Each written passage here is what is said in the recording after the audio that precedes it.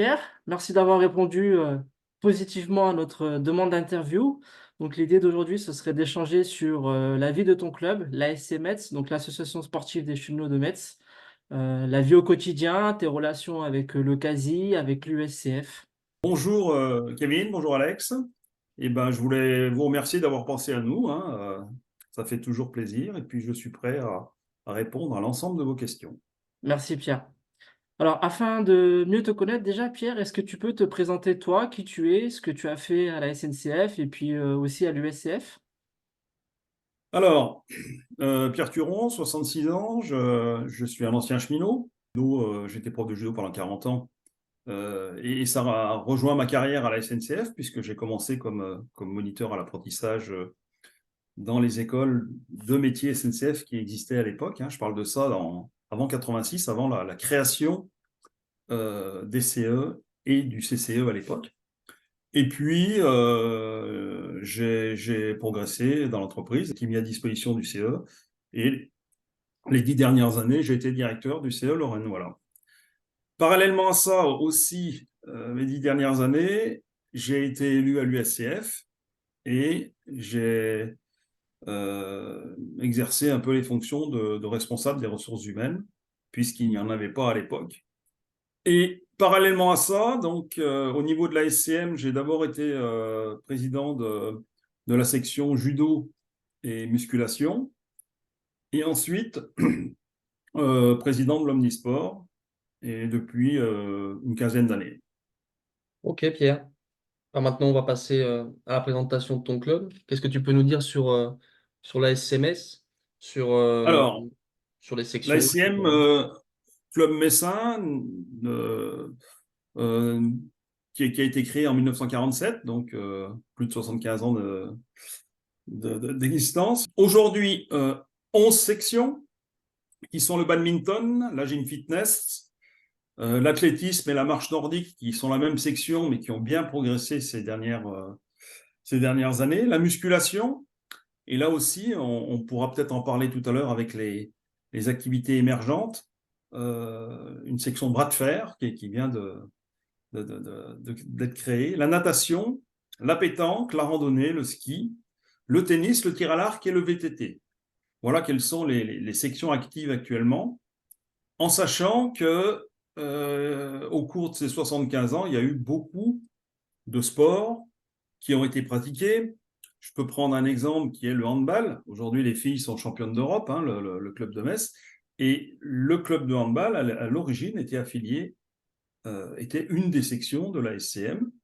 Et quand ils se sont professionnalisés, quand ils sont montés dans les championnats, si vous voulez, la section a pris son autonomie. Après la guerre de 45, il y avait aussi des sections omnisports, un peu multisports, où on faisait du kayak, où on faisait de la montagne, où on faisait des choses comme ça. Le football aussi, qui a disparu il y a quelques années.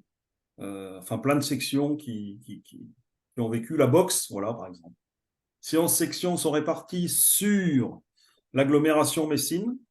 On a un lieu qui est un peu notre siège, si vous voulez, qui est le tennis, où on a 3 sections, le tennis, la pétanque et le tir à l'arc, avec une équipe en nationale au niveau du tennis, à peu près 500 personnes, 500 adhérents, pour un total de 1500 adhérents à la SCM, et dont 20% de cheminots. Alors, vous allez me dire, 20% de cheminots, ça fait pas beaucoup.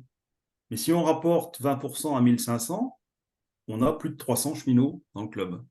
Les sections les plus importantes, donc, comme je le disais tout à l'heure, sont le tennis et l'athlétisme marche nordique, surtout la marche nordique, hein, maintenant, qui a pris un essor qui est environ de 400-450 adhérents, suivant les années, hein. Et puis après, on a des sections qui sont des toutes petites sections, comme le ski, où on a 20 personnes, le VTT, et puis des sections qui ont quand même toujours entre 100 et 150 personnes ou 200 personnes. C'est le badminton. C'est la gym aussi qui s'est développée. On pourra parler de ces nouvelles activités émergentes tout à l'heure. Le tir à l'arc, toujours 80 personnes à peu près. La natation, on est limité par le nombre de pratiquants dans la piscine, donc c'est toujours une centaine de personnes. En sachant que la natation s'adresse à 80% à des enfants, on a une école de natation. On ne fait pas de compétition pour les adultes, mais et là, on a pas mal d'enfants de cheminots qui viennent et les gens apprécient le fait qu'on apprenne à nager aux enfants.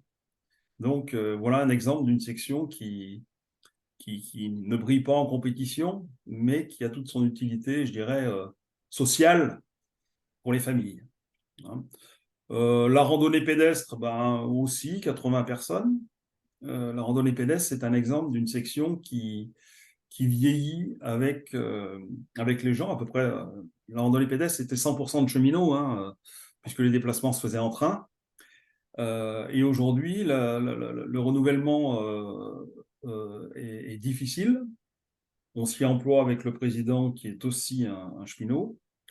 Et malgré tout, on a quand même une baisse importante.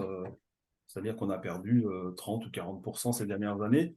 Mais ce n'est pas les gens qui s'en vont, hein, c'est les gens qui sont trop vieux et qui ne peuvent plus faire d'activité physique, quoi. Évoqué le ratio de 20% de cheminots sur ton effectif total. Est-ce que tu peux nous en dire plus un petit peu sur cette évolution du ratio? Est-ce qu'il y a eu vraiment des périodes où ça a drastiquement baissé, où ça a réaugmenté? Et éventuellement, dans quelle discipline tu as le plus de cheminots? Alors, il y a une chose qui est significative, c'est que pendant la période Covid, Ouais. on avait perdu à peu près 25% de personnes, d'adhérents. On les a retrouvés aujourd'hui, et quand on fait le ratio des non-cheminots et des cheminots, j'avais perdu 30% de cheminots et 30% de non-cheminots. Donc, vous voyez, il n'y avait pas de différence. L'effectif cheminot est constamment en baisse, ou disons est stable mais plutôt à la baisse, est étroitement lié à l'évolution de l'entreprise SNCF.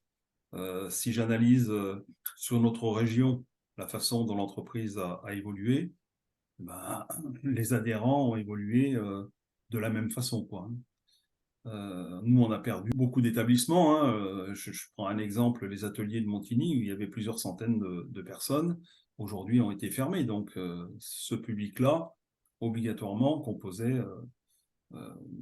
une grande partie de nos adhérents. Comme je vous dis tout à l'heure, par exemple, la randonnée pédestre, c'est une section où il y avait 100% de cheminots, parce que l'organisation était faite de telle sorte que les déplacements étaient en train et obligatoirement, ça posait des problèmes pour les gens qui n'étaient pas cheminots.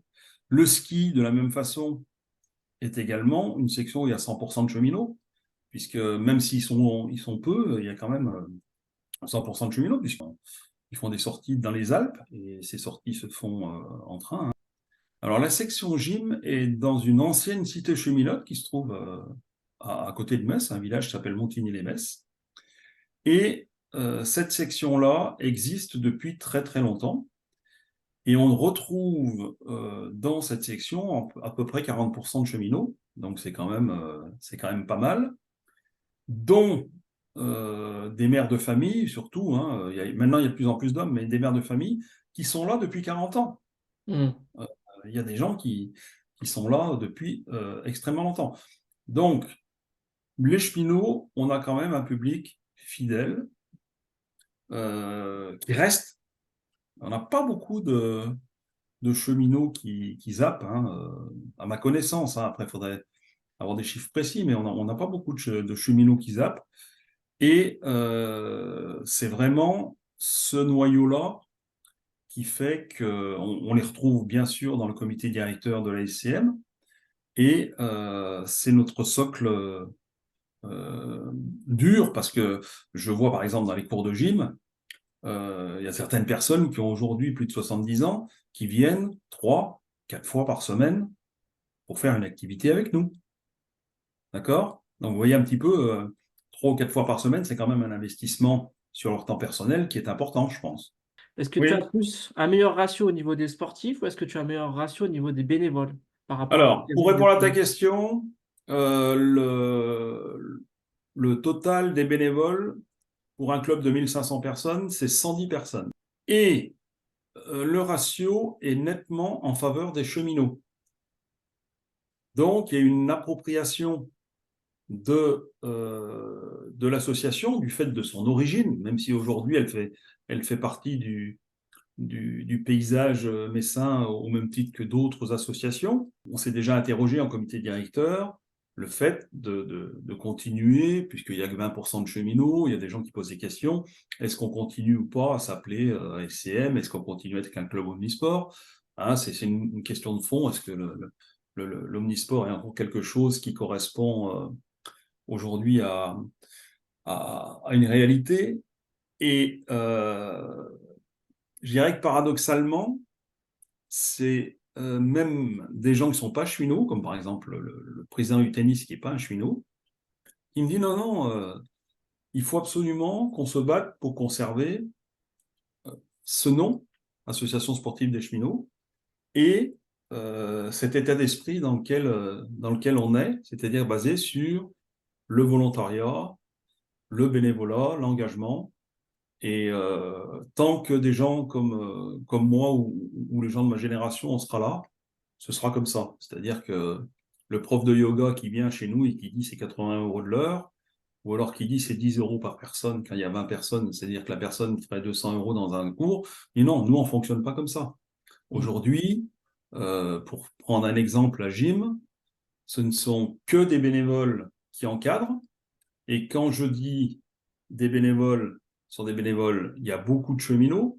Je veux dire, tous les gens qu'on a, beaucoup sont cheminots, et même s'ils ont un diplôme d'État, acceptent cet état d'esprit dans lequel on est, c'est-à-dire l'engagement et le bénévolat. Ce qui n'est pas toujours évident, mais bon, on a réussi jusqu'à maintenant.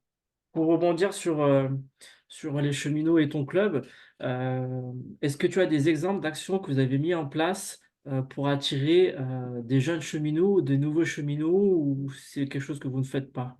Alors, on a très peu de relais de la part du CASI chez nous, pour différentes raisons, hein, parce que les relations sont limitées aux endroits où on a des sections qui sont dans des locaux du CASI. Et aujourd'hui, on n'a que la gym fitness et la musculation qui sont dans des locaux du CASI. Les autres locaux, soit sont mis à disposition par des municipalités, soit on gère nous-mêmes, c'est-à-dire le site du tennis. On a un bail amphithéotique avec la ville de Metz et on gère ça. Une petite anecdote en parlant de ça, c'est que ce que nous donne la ville de Metz plus que nous donne l'USIF, aujourd'hui, ça paye la taxe foncière. Pour parler des actions par rapport aux cheminots, la plus grosse action qu'on a mise en place ces derniers mois, c'est donc notre site internet. Et on a aujourd'hui des retours, parce que bon, je pense que vous avez eu l'occasion d'aller le voir, non, depuis le 1er janvier. Moi, je suis assez fier de ce qu'on a fait, je trouve qu'il est bien fait. Je peux vous donner un exemple du mail que j'ai eu à midi de quelqu'un sur le site internet qui me disait: Bonjour, je vous contacte car nous sommes un groupe d'agents SNCF de Pagny-sur-Moselle qui font régulièrement des sections de football. Je me dis que est-ce que le club des cheminots de Metz n'aurait pas à disposition ou un contact l'accès à des terrains de football. Voilà. Donc là, j'ai eu ce mail à midi et je vais répondre aux cheminots qu'on va les mettre en contact avec le CASI qui a aujourd'hui un terrain de football. Donc il y a quelques retours, c'est difficile, hein, mais on va dire allez, au moins une dizaine par an déjà. J'aimerais bien qu'il y en ait plus. Euh, on va aussi, grâce à la façon dont on a présenté le club, je ne sais pas si vous avez vu, on n'a pas mis des sections, mais on a mis des clubs. Et ça, c'est volontaire avec notre informaticien, parce qu'il m'a dit, si vous mettez section, vous ne remonterez jamais dans les moteurs de recherche, même si on sait que ce sont des sections, vous mettez club, et la personne qui tape sur Internet, qui recherche un club de randonnée, elle va marquer club de randonnée à Metz, ou club de musculation à Metz. Elle ne va pas marquer section. Vous voyez ce que je veux dire? On avait un lien sur le site du CASI, il a été enlevé, donc faut arriver à renouer un petit peu des liens avec le CASI pour remettre des choses comme ça. On a également, on participe à des fêtes du sport de la ville de Metz où on fait des flyers et on distribue ce genre de choses. Et puis, il y a le bouche à oreille avec nos partenaires et les journées portes ouvertes. On fait une journée porte ouverte par an qui, dire que ça ramène beaucoup de cheminots, c'est d'être prétentieux, hein, mais elle a le mérite d'exister, voilà, et puis on passe en tous les cas une bonne journée. Tu parlais tout à l'heure du bras de fer qui a fait son arrivée au club de Metz, du coup. Tu as d'autres exemples à nous donner par rapport à des nouvelles sections, à des sports qui sont dégagés sur une certaine période, qui sont apparus, qui ont peut-être disparu Oui. à ce niveau-là? Alors, l'exemple le plus important, on va dire, c'est la marche nordique. La marche nordique, euh, c'est l'idéal pour des gens du deuxième âge, on va dire, et ça a monté en puissance il y a 4-5 ans de façon phénoménale. Quand je dis de façon phénoménale, j'ai une section qui est passée, qui était la section athlétisme, qui est passée de 100 à 500 personnes, quoi. Vous voyez ce que je veux dire? C'est un petit peu, mais en tous les cas, c'est un phénomène qui nous dépassait largement, hein. C'est-à-dire que on a eu quelqu'un qui a dit, ben tiens, moi je fais de la marche nordique, si vous voulez, on peut développer ça. On a commencé à développer ça avec 10, 20, 30, 40, 50, 100 personnes, 500 personnes, quoi. 300 personnes, c'est le bouche à oreille. Donc ça, c'est un bel exemple. Le bras de fer, c'est les personnes qui faisaient du bras de fer nous ont démarché auprès de la section musculation et Didier Malvaux, le président de la section, a été tout à fait emballé au départ par ce nouveau sport. Les personnes sont venues avec leur matériel. Vous savez qu'il faut des tables, hein, de bras de fer et tout ça. Les gars avaient les tables. Et donc aujourd'hui, il y a plusieurs dizaines de personnes qui pratiquent le bras de fer dans le club. Et on organise également des compétitions de bras de fer. Didier, le président, s'y est mis. Et vous pouvez aller voir sur YouTube, il y a toutes les compétitions de bras de fer qui ont été filmées. Et c'est aussi un sport qui est confidentiel, mais qui a émergé comme ça, quoi, finalement. Des sports qui ont émergé il y a quelques années et qui demeurent. On a par exemple le Pilate, la gym Pilate, et puis, alors le yoga, ça fait longtemps que ça existe aussi, le Pilate aussi, mais pas sous cette forme-là. Et là, le yoga, on a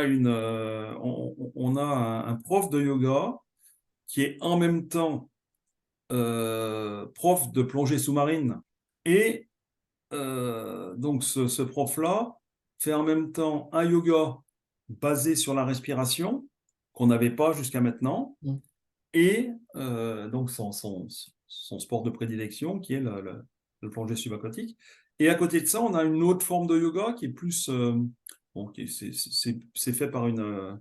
masculin et féminin aussi, c'est une femme qui nous fait ça, et qui est plus basée sur la souplesse, vous voyez. Et le Pilate pour terminer. Pour l'anecdote, on a été démarché par un ancien militaire qui passait un brevet d'État, un diplôme d'État dans lequel il travaillait sur le Pilate. Il est venu me voir, il a dit, voilà, est-ce que vous acceptez de me prendre? J'ai dit oui.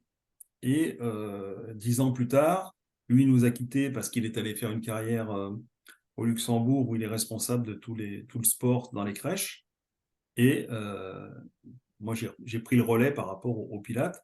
Et aujourd'hui, j'ai, tenez-vous bien, entre 40 et 50 personnes par cours de Pilates, on a été obligé d'arrêter parce que c'est trop, quoi, on ne peut pas. Un autre exemple où il y a eu un gros engouement, c'est le VTT. Et puis, il y a eu deux choses par rapport au VTT. La première chose, c'est l'apparition des vélos électriques. Donc là, il y a eu les adeptes des vélos électriques et les anti-vélos assistés, quoi, on va dire. Et la deuxième chose, c'est qu'on a eu beaucoup d'interdiction de communes pour la fréquentation des chemins forestiers. Voilà. Autrement, ben, le tir à l'arc, c'est stable, hein, c'est toujours été comme ça. Le tennis, c'est un sport. Bon, nous on a un gros club de tennis avec une équipe en nationale. On organise ce qu'on appelle le thème 12, c'est-à-dire le championnat de France des 12 ans. D'ailleurs, des gens comme Quentin Alice ou Benoît Paire l'ont gagné à Metz il y a 15 ans, quoi, hein. Et c'est un tournoi qui a une réputation nationale. Donc ça, c'est stable, hein. Bon, le ski, je vous l'ai dit, hein, ça a toujours été stable aussi, mais maintenant ça diminue un petit peu. La pétanque, nous c'est une section de retraités. On, on cherche un petit peu à dynamiser, à avoir des jeunes, mais on a du mal. Donc là, on vient de mettre en place peut-être une petite anecdote. Julien était un partenaire, le directeur commercial d'une boîte qui est partenaire du club, qui vend des fenêtres et tout ça. Et c'est en même temps un compétiteur de pétanque. Donc, il a intégré notre section de pétanque parce qu'il était partenaire, il a connu notre section de pétanque.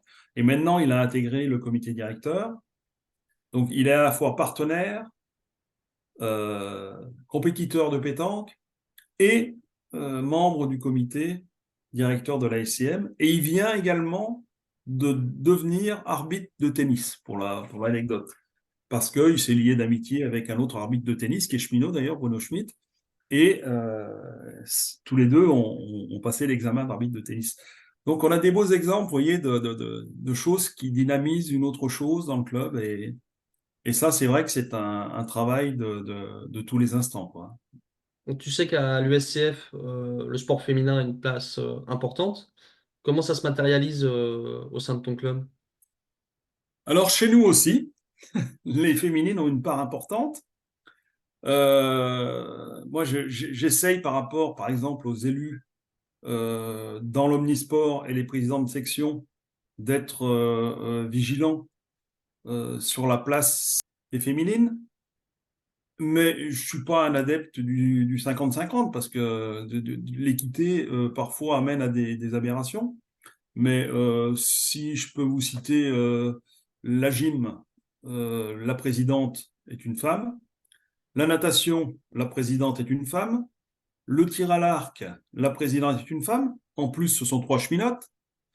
Donc déjà, rien que par rapport à ça, vous avez trois personnes importantes dans le comité directeur qui sont des femmes. La secrétaire adjointe, c'est une femme, également cheminote. Et dans les sections, on a également, par exemple, au ski, où la secrétaire, c'est aussi une cheminote. Et dans le domaine sportif, où c'est le plus poussé, on va dire on a 3 sections où on travaille particulièrement sur les féminines. La première section, c'est le tennis, où il y a un tournoi féminine. Et là, ça marche très bien. La ville de Metz fait des récompenses, ça s'appelle les trophées du sport.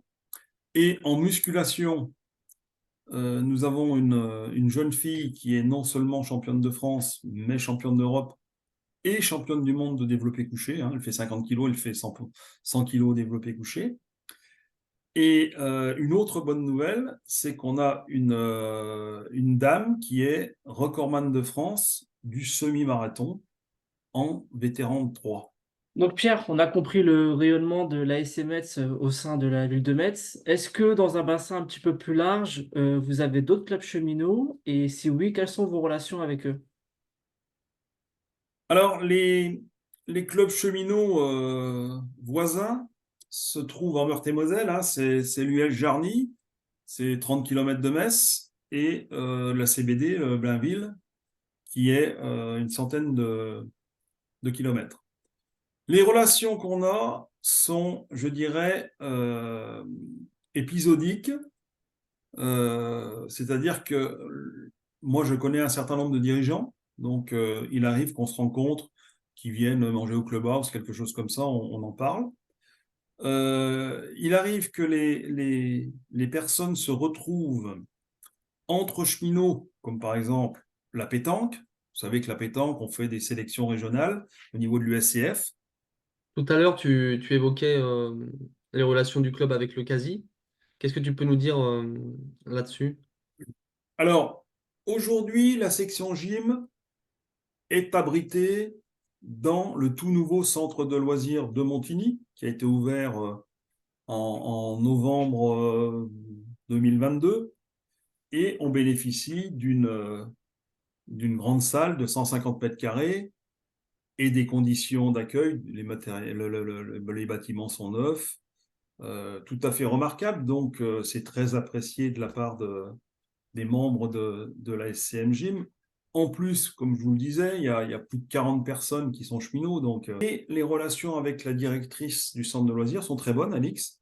C'est une jeune directrice qui fait d'ailleurs le relais pour nous envoyer aussi des adhérents. Et d'ailleurs, on a eu là récemment 3 employés du centre de loisirs, du centre de loisirs des cheminots qui sont venus adhérer à notre club de gym. Voilà.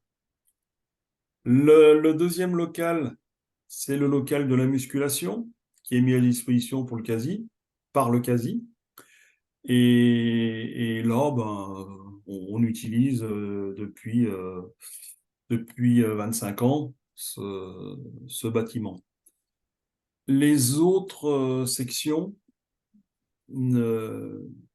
je pense, n'ont pas ou peu de relations avec le CASI. Et puis, on savait qu'il y a également eu pas mal de flottements ces dernières années à ce niveau-là. Donc, nous, ce qu'on espère en tant que club, c'est renouer de façon forte avec le CASI, qu'on ait un vice-président mandaté par le CASI qui soit présent et qui nous aide à faire fonctionner le club.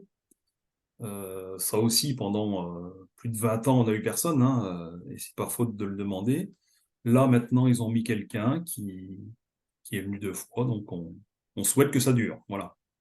Pierre, comme tu le sais, l'USCF, c'est aussi les clubs cheminots. Vous avez toute votre importance au sein de notre union. On voulait savoir un petit peu plus, vous, de votre côté, quelle était la perception que vous avez de l'USCF? Est-ce que les cheminots qui sont dans ton club nous connaissent? Est-ce qu'ils participent à nos challenges? Alors, je dirais que la démarche des cheminots pour participer à l'USCF est plus individuelle que collective au niveau du club. Je pense assez bien connaître l'USCF pour avoir fait quelques tours ces dernières années. Moi, j'en parle beaucoup.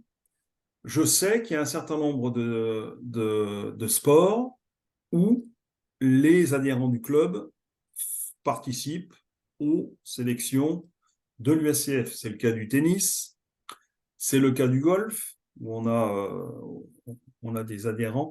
D'ailleurs, les gens qui font l'USCF, par exemple, la personne qui fait l'USCF de golf est aussi prof de tennis chez nous. Vous voyez? Donc ça peut être aussi, il y a une interférence ou une passerelle entre plusieurs sports.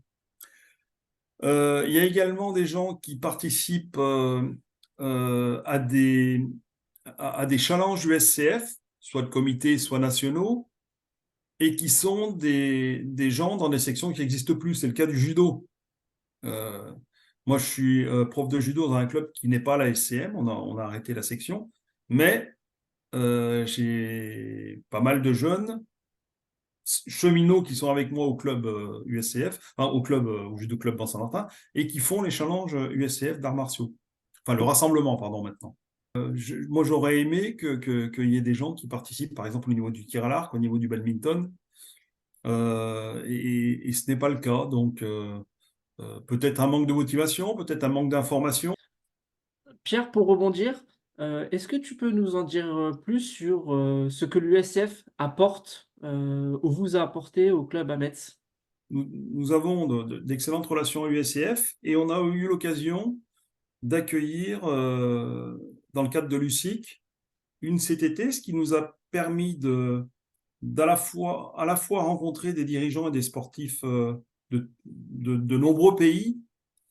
Et je suis même sûr que ça a valorisé notre club. Un autre point, à travers la participation du club à l'Assemblée générale de l'USCF, donc on rencontre d'autres clubs cheminots, on rencontre les dirigeants nationaux, ça permet de parler des problèmes des uns et des autres. Et une chose que j'ai personnellement appréciée, c'est l'adhésion de l'USCF à la Fédération française des clubs omnisports.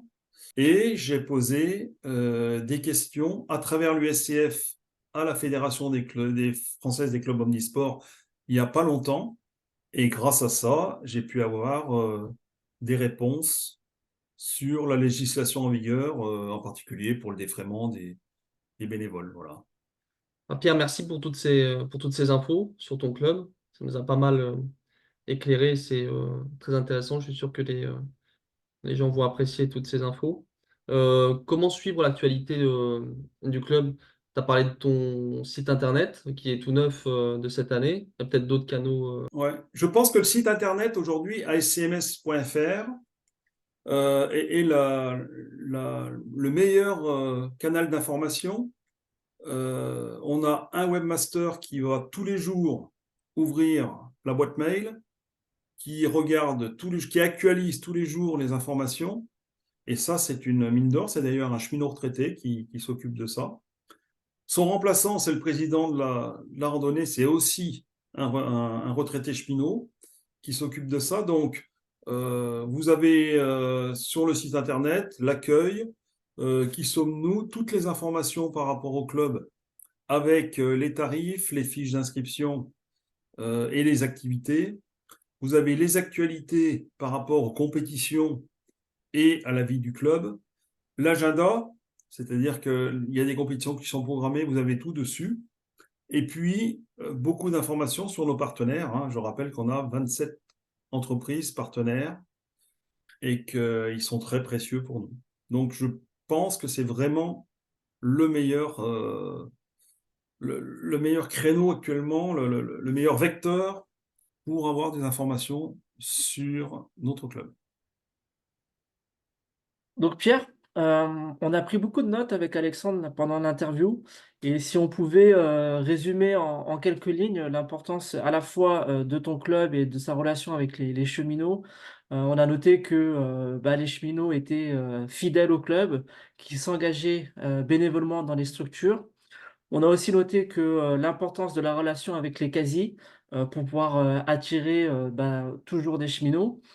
On a aussi noté donc l'importance des femmes au sein de ton club, hein. Tu nous expliquais le ratio de 60-40%, donc 40% de femmes, 60% d'hommes, ce qui est un très beau ratio et qui est bien supérieur par rapport à ce qu'on peut retrouver à l'USCF.